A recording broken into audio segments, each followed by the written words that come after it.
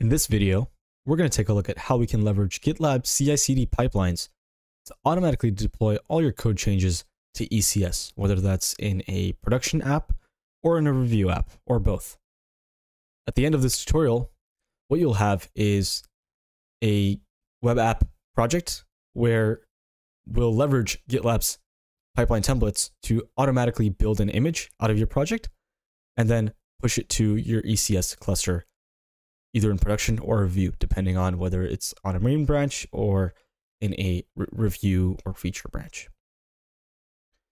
On the Amazon side of things, we'll have a cluster with a couple different services, one for your production service and then one review service. At a high level, what we'll be doing today is leveraging a GitLab template that allows us to automatically deploy to ECS, and we'll set up our ECS cluster to be able to listen to code changes made in GitLab. We'll use an access token to facilitate communication between GitLab and ECS, and we'll set our CI/CD variables so that GitLab knows where to point to. So let's get started. Now, for the purposes of this tutorial, I'm using the Ruby on Rails template that GitLab provides, as it provides a pretty simple and straightforward web app for me to work with. What I'm going to do now is I'm going to go over into the CI/CD pipelines editor. And we're going to replace all this boilerplate text with a very simple template. So I'm going to include a template called AWS/deploy ECS.GitLab-CI. And you should see that it says pipeline syntax is correct. Just to make sure that I added this correctly, I'm going to go over to the validate tab and validate my pipeline. I can now go back to the edit tab, add a meaningful commit message, and then commit my changes. Then, just to make sure that things work correctly, I'm going to go into the pipelines and take a look at this pipeline that just ran. We can see here that we have two jobs, a build job and a production ECS job. And this job is going to fail here because we haven't really configured anything on the ECS side of things for this project just yet. But let's check this build job just to see what's going on. This is going to build an image for us based on the code that I have in my repo here. And once that's done, I'll have a container image in our package and registries, container registry, to be able to use within ECS. So I'll wait for this job to finish. All right, so my build job has now finished. And so now if I go into my packages and registries and look at the container registry, we'll see that an image was just created. So I'll go into the Ruby template project master and I'll see that we have two tags for our latest and the version that was just published. And so now we have our image URI that we can use. So I'm going to copy this latest image path here, as we'll need it in the next section where we work in the AWS console for ECS. So in AWS, navigate into your ECS clusters, and instead of actually doing anything in the cluster itself, what we're going to do is create a task definition where we specify the image URI that we just copied. So go into task definitions and I'll create a new task definition. I'll give it a name, call it Ruby demo task. And for the container details, I'm going to call the container web, and I'll paste my image URI here, the one that I just copied. And you'll need to specify your container port. In my case, for the project that I'm using, the port that's being used is 5000, but in your case, that may be 80 or 8000 or something similar. I'll go click next, and feel free to change any of these settings, but I'll leave them as is. Next, and finally create. So I now have my task definition where we're specifying which image we want to use for any services that are running this task. Now, one thing that we'll need to do if your GitLab project is set to private is we'll need to create an access token so that your ECS cluster can access these images. If your GitLab project is public, then these images should be public as well. But if these images are not accessible publicly, what we can do is go into Settings, Access Tokens, and we'll create a new access token here. I'll call it ECS cluster token. Optionally, you can set an expiration date, and I'll set the role as reporter. Since we want it to be able to read the registry, that's the scope that I'm going to select for this. And then I'll create my project access token. I'll copy that token. And now to use this token in AWS, what we're going to use is Secrets Manager. So I'm going to open Secrets Manager in a new tab here. And we're going to store a new secret. This will be an other type of secret. And we're going to add two key value pairs here. One is going to be my username for GitLab. And then the other one is going to be password. And the value is going to be that access token that I just created in GitLab. Once we have that, I can click Next, give this a name. So I'll call it Demo Ruby Access. Click Next.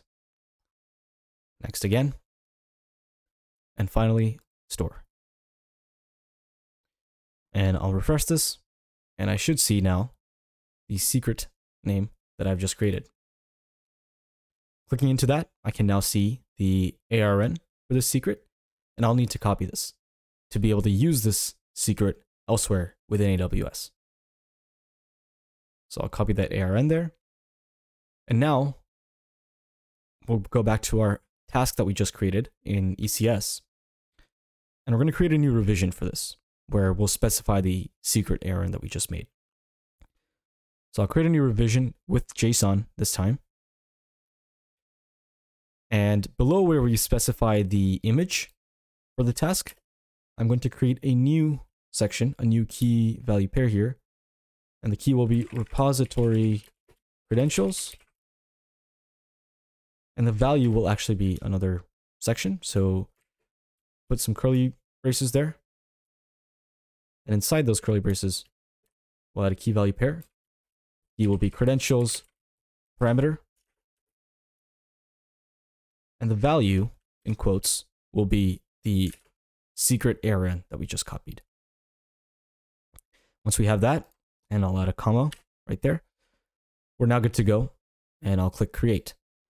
And we should now see that a new version of our task definition has just been created, this time with the secret ARN, which points to our GitLab access token.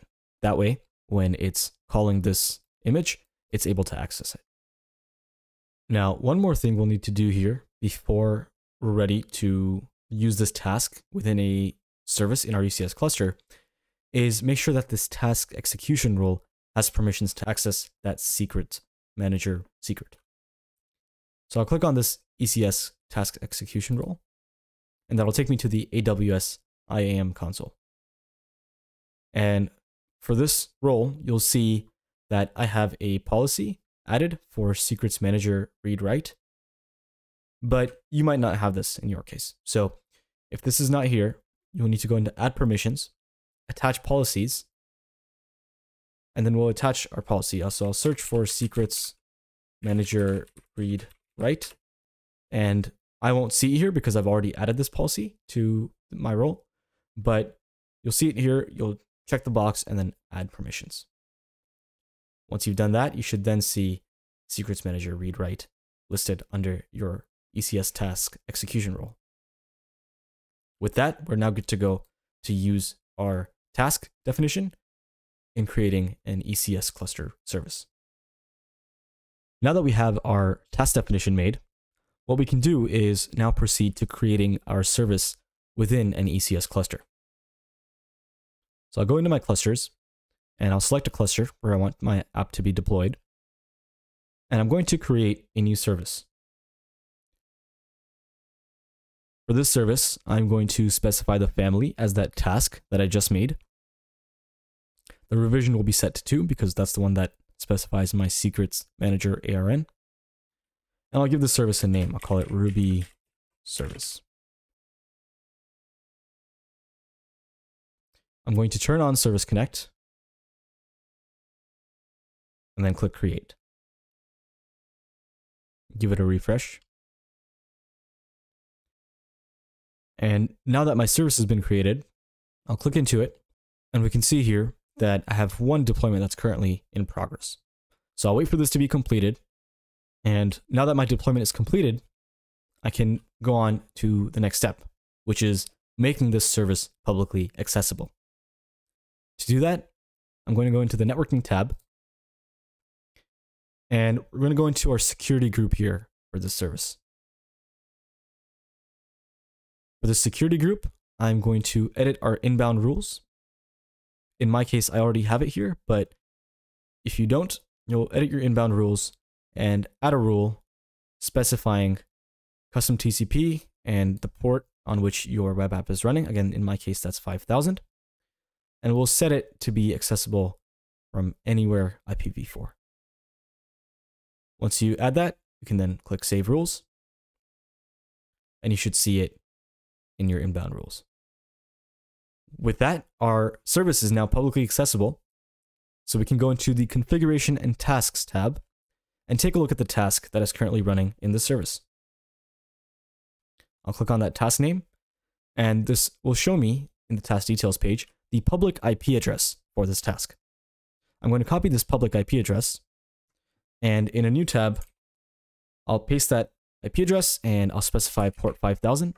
And once it loads, I can see now that my app has been deployed successfully. Now, we've successfully deployed our application one time from GitLab to ECS, but the idea is to automate this with every code change in GitLab. To do that, we will need to create a user in AWS that GitLab will act as when creating new deployments. So I head over to my AWS IAM console.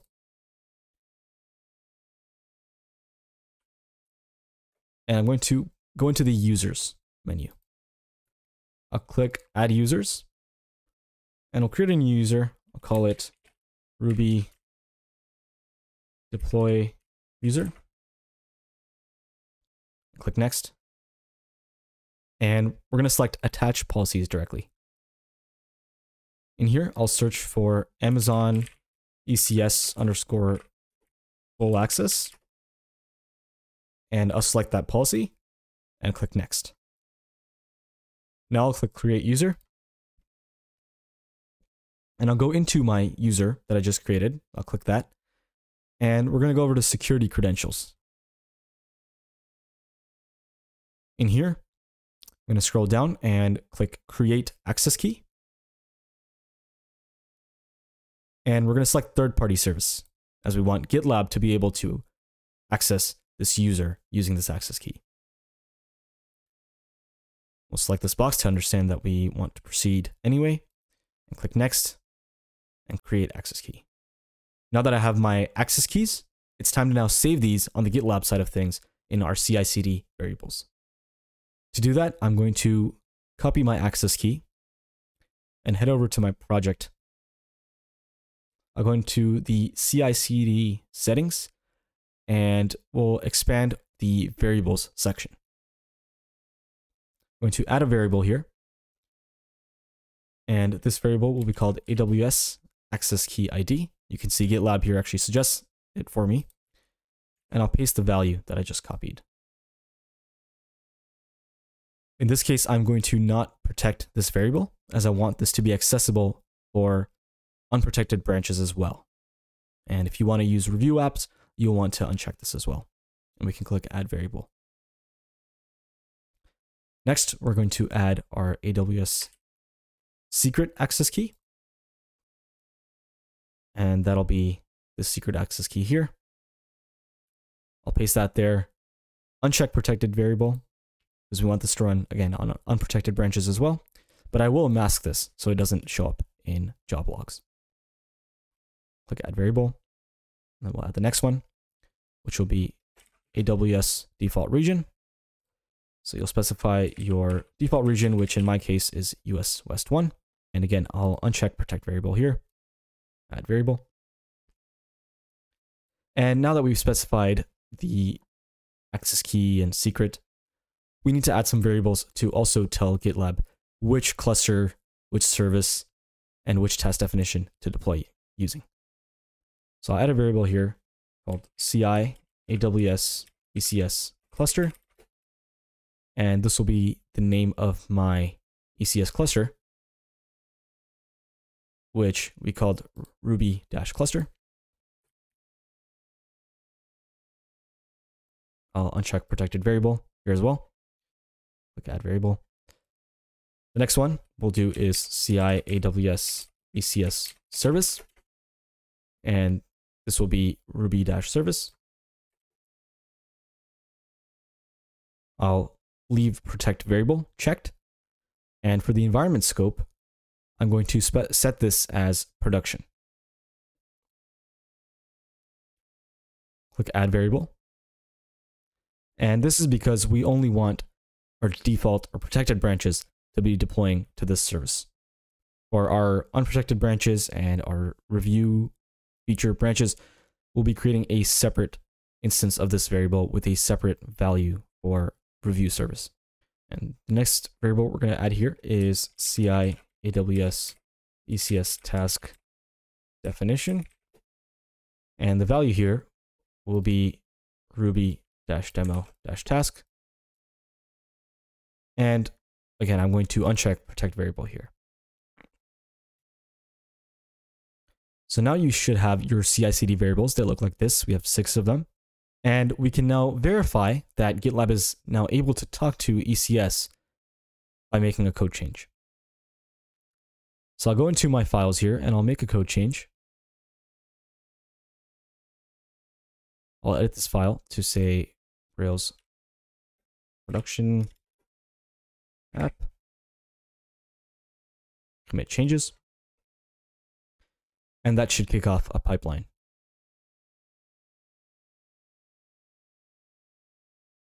When I go into my pipeline, again, I'll see that I have my build and production job. And this time, since we've configured everything for the ECS side of things, this production job should succeed. All right, so my pipeline has now run successfully. And so if I go into my ECS cluster and take a look at this service and get that latest IP address by going into the configuration and tasks tab and clicking on this new task that has just been run, I'll copy this public IP address and go to that IP address and the port that my app is running on. And I'll now see that my code changes that I made in the GitLab side of things have automatically been deployed in ECS without me having to write any sort of pipeline beyond the template that we included. Now, if you wanted to extend this to your feature branches and your review deployments, we can do that as well using the template that we've already included. To do that, we'll go into ECS, and within our cluster, we're going to create a new service. I'll use the same task definition as earlier. I'll give it a different name. I'll call it Ruby Service Review. I'll turn on Service Connect again and click Create. And I'll wait for the service to pop up. And again, I'll wait for this deployment to complete. Okay, and now that my deployment is complete, I can now do the same thing to get the IP address for this, going into Configuration and Tasks, clicking on the task that was created for this, and then copying that public IP address. And I'll go to that IP address and that same port that my app is running on, and now we'll see it says the same thing because we haven't really made any changes to our review branches yet, but you will see that a review service has successfully now deployed. Now, one more thing we'll need to do on the GitLab side of things is we'll have to go back into our CI/CD variables. We're going to expand this variable section here, and we're going to add another variable with the same name, CI AWS ECS service, And this time we're going to specify our review service that we just made. So I'll click add variable and set that same key. And this time it'll be called Ruby service review. I'll set the environment scope to review/*, and I'll create a wildcard for that. And I'll unprotect this variable so that unprotected branches can deploy to this environment scope. I'm going to click add variable. And now let's test this out. I'll go back to that same file I edited earlier. And I'll make a change. I'll replace production with review. And this time I'm going to do it on a different branch. And I'll start a new merge request with this change. Go ahead and commit changes. And I'll create my merge request as well. And now, when the pipeline runs for this merge request, we'll see that automatically, using the template that we included, GitLab is including a review job and a stop review job to clean up the review environment, and it'll spin up a review app using the changes that we just made without impacting production. So I'll wait for this pipeline to finish. And now that my pipeline has finished running, I'm going to go back into my ECS cluster, take a look at my Ruby cluster, Ruby service review, get the IP address there from the latest task. And if we go to that IP address and the port that my app is running on, I can now see that the code change that I made on my review branch was automatically deployed to this review service without impacting the production app in the process. So just like that, we have now leveraged GitLab CI/CD templates to automatically deploy our code changes in GitLab over to AWS ECS. All we had to do was configure our CI/CD variables to point to our ECS cluster. It has set up the right access token in case that our project is private. And we had to set up some task definitions for our services in ECS. And with that, I'm now good to go for automated code changes being deployed into production and review.